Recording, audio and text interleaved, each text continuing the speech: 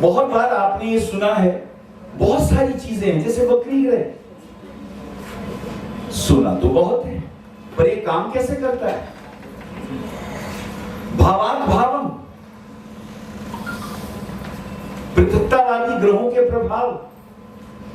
अक्सर जब हम जन्म कुंडली देखते हैं तो ये चीजें सामने आती हैं। कौन सा ग्रह अस्त है, कौन सा मार्गी है, कौन सा अतिचारी है, इनकी स्थितियां क्या हैं, और ब्रह्मांड में इनकी स्थिति और हमारे ऊपर उनके कर्मों के प्रभाव किस प्रकार देखे जाते हैं, ये बड़े बहुमूल्य चीजें हैं और जिनको हम चूक जाते हैं। भावात भावम, इस विषय के ऊपर मैं कुछ आपके सामने रखूंगा। क्या होता है भावात भावम? हम तो इतना ही जानते हैं कि चतुर्थ से चतुर्थ को भावात भावम कहते हैं। कोई भी भाव, अगर चतुर्थ स्थान की हम बात कर रहे हैं तो 4 भाव आगे, 3 भाव आगे गिनेंगे और जो चतुर्थ होगा वो चतुर्थ का भावात भावम हो जाएगा। अगर लगन का भावात भावम मैं जानना चाहूं आपसे, लगन का भावात भावम क्या होगा? हमें मालूम होना चाहिए। अभी भाभी जी ने कहा कि जो स्वयं को नहीं जानता, जो अपने को नहीं जानता, वो दूसरे को कैसे जानेगा? तो लगन का भावात भावम लगन ही होता है। दूसरे भाव का भावात भावम तीसरा होता है और तीसरे का भावात भावम पंचम और पंचम का भावात भावम सप्तम और सप्तम का भावात भावम लगन। सप्तम का भावात भावम लगन। तो ये क्या होता है भावात भावम? देखिए, जो भाव होता है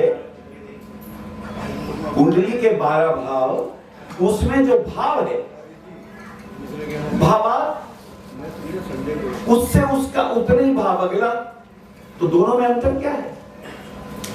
अगर हम ये कहें कि चतुर्थ का भावात भावम सप्तम है, चतुर्थ से चतुर्थ, तो इन दोनों में अंतर क्या है ये जानना जरूरी है।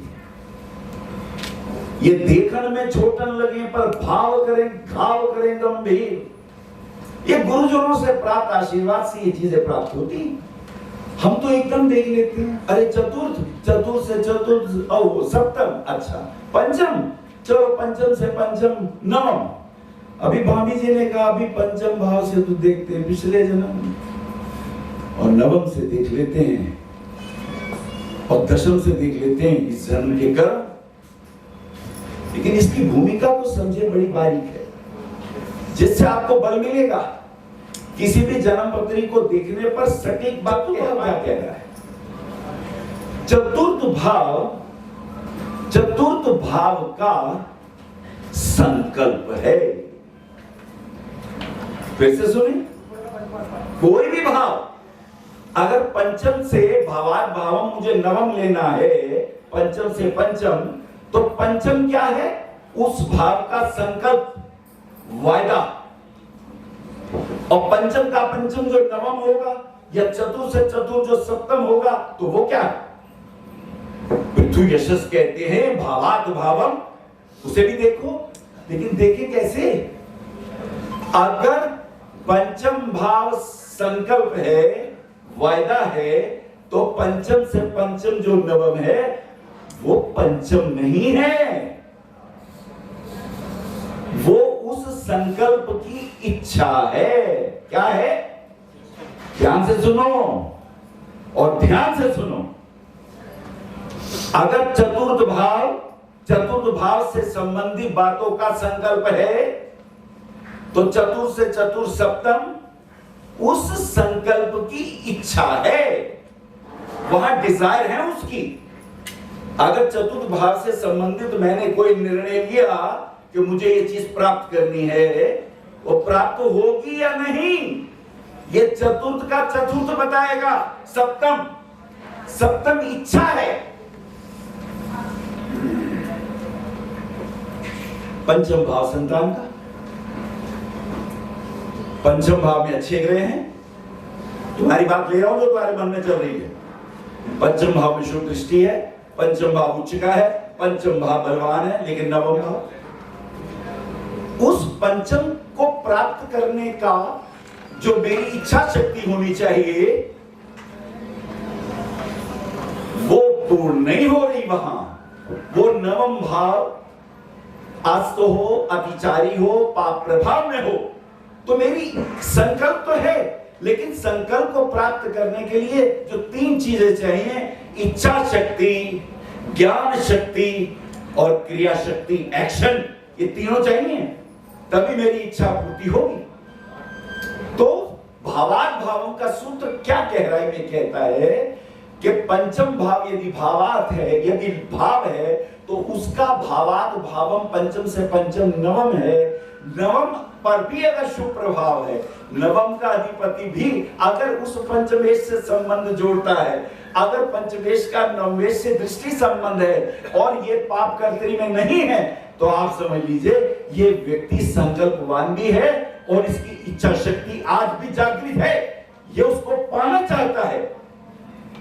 ये 2 बातें पूरी हुई। तीसरी बात जो महत्वपूर्ण है, सिद्धि कब होगी, मेरी बात पूर्ण कब होगी। अगर पंचम भाव का स्वामी पंचमेश जो भी हमारा भाव हो और पंचम से पंचम भी शुभ हो, लेकिन वो पंचम का कारक या नवम का कारक पंचम से पंचम यदि वो भी उसके साथ संबंध बनाता हो, तो हमारी इच्छाएं पूर्ण होंगी, तो हमारी इच्छा शक्ति क्रिया शक्ति में परिवर्तित होकर काम करेगी। इसमें लास्ट स्टेप है जो बहुत इंपॉर्टेंट है, वो है दशम भाव।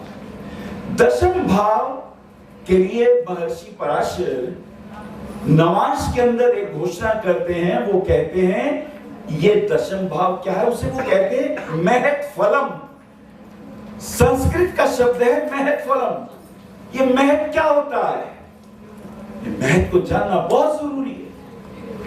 महत फलम ये लघु फलम नहीं है, ये महत फलम है। महत फलम के अंदर लग्नेश, लगन क्या है, लगन क्या है, प्राण। लगन क्या है, प्राण। चंद्रमा क्या है, शरीर। सूर्य क्या है, आत्मा। अगर लग्नेश बलवान है तो ध्यान रखें ये सप्तम का सप्तम है, सप्तमेश का सप्तम है। इसलिए कहते हैं कि अगर लगन में गुरु हो, लग्नेश बलवान हो, शुभ गुरु का प्रभाव हो, तो सप्तमेश की इच्छा शक्ति प्रबल हो गई। भावार्थ भावन समझा रहा हूं, ये ध्यान रखना, ये बड़ा महत्वपूर्ण है। अच्छा, कुछ भाव ऐसे होते हैं वो स्वतंत्र होते हैं, उनके भावार्थ भावम होते ही नहीं। दूसरे भाव का भावार्थ भावम नहीं है, चतुर्थ का नहीं है, छठे का नहीं है, 10वें का नहीं है और 12वें का भी नहीं है। ये स्वतंत्र भाव हैं। कभी इनकी व्याख्या, स्वतंत्र भावों की व्याख्या कैसे करते हैं, ये किसी और अवसर पे मैं अवश्य कहूंगा। लेकिन अभी भावार्थ भावों के राज को और समझ लें थोड़ा सा, इसमें आपको बड़ा आनंद आएगा और ये बड़ा महत्वपूर्ण भी है। लगन का भावार्थ भावम लगन ही है। अब यदि लग्नेश बलवान है तो उसका भावार्थ भावम भी बलवान है। अगर लग्नेश उच्च का है, अगर केंद्र के अंदर पंच महापुरुष योगों में से कोई योग बनता है लग्नेश के साथ, तो ये बहुत बलवान अवस्था है। क्यों? क्योंकि ये सप्तम के संकल्प का इच्छा केंद्र है। सप्तम के संकल्पों का, सप्तम के वायदों का लगन क्या है, भावार्थ भावम, ये उसकी इच्छा पूर्ति का भाव है। अगर लगन में शुभ ग्रह हैं, लग्नेश बलवान है, उसके परिवार में पति पत्नी के संबंध मधुर बनेंगे, क्योंकि सप्तमेश की जो इच्छा है वो बलवान है। समझ रहे मेरी बात? और अगर मान लीजिए लगन में श्रेष्ठ भाव है, कोई भी स्वामी कुशुभ का है, उच्च का है, स्वक्षेत्री है, पर ध्यान रखें पाप कर्त्री का, अशुभ ग्रहों का प्रभाव होने से शुभता में उतनी कमी भी आने लगती है, लेकिन शुभता नष्ट नहीं होती, शुभता अवश्य प्राप्त होती है। अगर लगन में शुभ ग्रह हैं तो सप्तमेश की इच्छा पूर्ण होने की संभावना दिखाई दे रही है, और अगर सप्तम भाव में शुभ ग्रह हैं तो स्वभावता सप्तम का जो भवार भावम लगन है उसकी इच्छा पूर्ति एक दूसरे को ये पूर्ण करेंगे। अब इसमें बहुत सारी चीजें हैं। कोई व्यक्ति आता है, गुरुजी देखिए मेरा काम नहीं चल रहा ठीक से, तो दशम भाव देखिए। दशम भाव आपके कर्मों का है, वो घोषणा कर्मों की कर रहा है, लेकिन इसका मुझे भवार भाव देखना पड़ेगा कि ये जो कर्म कर रहा है ये इच्छा से कर रहा है या अनिच्छा से कर रहा है। कभी कभी बच्चे, पिताजी ने कह दिया पिताजी डॉक्टर है, उन्होंने कहा तुम ही डॉक्टर बन।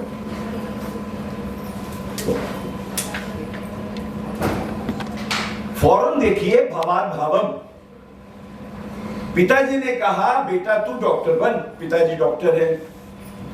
बेटे का कर्म भाव देखिए दशम। आप मान लीजिए वहां प्रभाव तो अच्छे हैं, लेकिन दशम से दशम में सप्तम भाव में पाप कर्तृ दोष है या अशुभ प्रभाव ज्यादा है, तो आप कह देंगे ये पिता के कहने से वायदा तो कर रहा है, संकल्प तो ले रहा है, लेकिन इसकी अपनी इच्छा नहीं है, इसकी अपनी इच्छा कुंठित होगी, ये पूर्णता को उपलब्ध नहीं होगा। और अगर सप्तम भाव का कारक भी उसको नहीं देखता तो निश्चित सफलता नहीं मिलेगी। कितना आसान सूत्र है देखने का। किसी भी भाव से संबंधित चीजों के फलों को आप प्राप्त कर सकते हैं। 11वां भाव, भाभी जी ने कहा ये तो बड़ा दुखदाई है, कष्टदायी है। दुखदाई कष्टदायी इसलिए है कि उन प्राप्तियों को प्राप्त करने के लिए हमने छल का इस्तेमाल किया, धूर्तता का इस्तेमाल किया, दूसरे को दुख पहुंचा के हमने अपना लाभ चाहा, तो बुरा है। बुरा इसलिए है कि छल के द्वारा, धूर्तता के द्वारा दूसरे का हरण किया हुआ धन तुम्हारे मान सम्मान का हरण करता है। अनर्थों से प्राप्त अर्थ अनर्थकारी होता है। इसलिए 11वां भाव बुरा नहीं है, वो तो प्राप्ति का भाव है। तुमने क्या प्राप्त किया, कैसे प्राप्त किया, उसके प्रतिफल तुम भोगोगे, लेकिन वो कैसे पता चलेगा। इस व्यक्ति ने जो कर्म किए हैं उसमें इसकी इच्छाएं कितनी श्रेष्ठ थी, तामसिक थी, सात्विक थी या राजसिक थी, कैसे पता लगाओगे। अभी तो सूत्र दिया भावात्म का। 11वें से 11वां क्या होता है, 11वां संकल्प, 11वां वायदा, मुझे ये चाहिए, और 11वें का 11वां दशम भाव। अब 11वें से 11वां नवम भाव। नवम भाव पे देखिए अगर शुभ प्रभाव है, शुभ ग्रहों की दृष्टि है, नवमेश अस्त नहीं है, अशुभता से हीन है, तो आप समझ लीजिए इसने 11वें भाव की प्राप्ति में बहुत सच्चे हृदय से दूसरों को दुख ना पहुंचा के धन उपार्जन किया है। ये कसौटी है। और अगर नवम भाव का कारक भी उसको देखता है तो निश्चित रूप से ये तय हो गया कि उस व्यक्ति को उसने श्रेष्ठ संकल्पों से धन कमाया है। लेकिन अगर कोई भी भाव, अब जैसे मिसाल के तौर पे हम नवम भाव लें, उसको हम भाग्य का भाव मानते हैं। नवम भाव नवांश से हम क्या देखते हैं, पति पत्नी के संबंधों को देखते हैं। नवांश का संबंध भाग्य से है। किससे है, अरे जोर से बोलो। इधर नहीं है ध्यान, कॉफी में ध्यान है, कॉफी हो जाओगे फिर। नवमांश का संबंध किससे है, नवम से है। नवम बीवी कब हुई, कब हुई बीवी, वो तो 7वां भाव है। तो किस भूल भलैया में हो, नवम भाव भाग्य का है और दशम भाव तुम्हारे कर्म का है। नवम भाव से तुम्हारा भाग्य देखा जाता है। और भाग्यवान कब होते हो, जब तुम्हें धर्म पत्नी प्राप्त होती है। नवम भाव धर्म का भी है। जब धर्म पत्नी प्राप्त होती है तब तुम भाग्यवान हो जाते हो। इसलिए धर्म पत्नी को भी देखा जाता है। नवम भाव जो है ये क्या है? ये पंचम का भावाभावम है। ये तुम्हारी संतान का संकल्प, विद्या का संकल्प, गुण विषयों की प्राप्ति का संकल्प और दिमाग के कॉन्शियस और सबकॉन्शियस ब्रेन की सूक्ष्मताओं का संकल्प जो पंचम भाव से देखते हैं उसकी परिणति नवम भाव में होती है। ये उसकी इच्छाएं और ये और भी बहुत काम का है। ये नवम और भी बहुत काम का है। ये धर्म त्रिकोण का ध्वज है। 1 5 9 धर्म के ये धर्म त्रिकोण है। आपकी कुंडली के सारे राजयोग पराशर ऋषि नवम और दशम से बनाते हैं। उसका कारण है, अगर धर्म की बात करें तो नवम भाव धर्म त्रिकोण का श्रेष्ठ ध्वज है। और अगर हम धन की बात करें तो दशम भाव आपके आर्थिक त्रिकोण का ध्वज है। तो धर्म के साथ संपन्नता, अर्थवत्ता को जोड़ा गया। इसलिए कहते हैं केंद्र और त्रिकोणों का संबंध लक्ष्मी विष्णु का योग बनाता है। लक्ष्मी विष्णु का योग बनाता है। अगर 1 5 9 गिने तो ये धर्म त्रिकोण है। पत्नी धर्म पत्नी कैसे होती है? देखिए 1 5 9 और 2 6 10। तो अर्थ का सर्वश्रेष्ठ शिखर 10वां भाव है और धर्म का श्रेष्ठ शिखर नवम भाव है। तो नवम और दशम के जब स्वामी आपस में मिलते हैं, त्रिकोण में हो, केंद्र में हो, तो राजयोगों की सृष्टि होती है। ऐसी चतुर्थ और पंचम का भी है। चतुर्थ और पंचम का भी है। लेकिन चतुर्थ और पंचम में एक खास बात है जो मुझे आपको बतानी है। चतुर्थ भाव मोक्ष त्रिकोण का पहला भाव है। मोक्ष त्रिकोण का पहला भाव चतुर्थ है और पंचम भाव धर्म त्रिकोण का दूसरा भाव है। तो जब चतुर्थ और पंचम के राजयोग बनते हैं तो ये व्यक्ति मैं कौन हूं, स्वयं को जानने की उसके भीतर इच्छा जागृत होती है। मैं पूर्व जन्म में क्या था, मैं क्यों जन्म लिया है, मेरा उद्देश्य क्या है। चतुर्थ और पंचम के राजयोग तुम्हें तुमसे मिलाने की बात करते हैं। तो जो भी ब्राह्मणों की बात चल रही थी, तो ब्राह्मण का अर्थ ये है कि हम सभी उस परमात्मा के जीवांश, वो परम अंश है, हम उसी के जीवांश हैं और सबका एक ही उद्देश्य है उस परम को प्राप्त करना, बिना उसको जाने विदा नहीं होना। इससे पहले आए यमदेव, तुम्हें अपना परिचय जान ही लेना चाहिए। इसलिए बार बार कहते हैं पुनरपि जन्मम पुनरपि मरणम पुनरपि जननी जठरे शयनम भज गोविंदम गोविंदम भज मूर्मते। उस परम को जाने बिना विदा नहीं होना, क्योंकि अर्थ त्रिकोण का जो भी हम प्राप्त कर लेंगे अर्थ पृथ्वी पर ही रह जाएगा। ध्यान से समझ लीजिए, जितना मर्जी अर्जित कर लीजिए यही रह जाएगा। साथ तो वही जाएगा जो नारायण का चिंतन करेगा, साथ तो वही जाएगा जो परम शिव का चिंतन करेगा।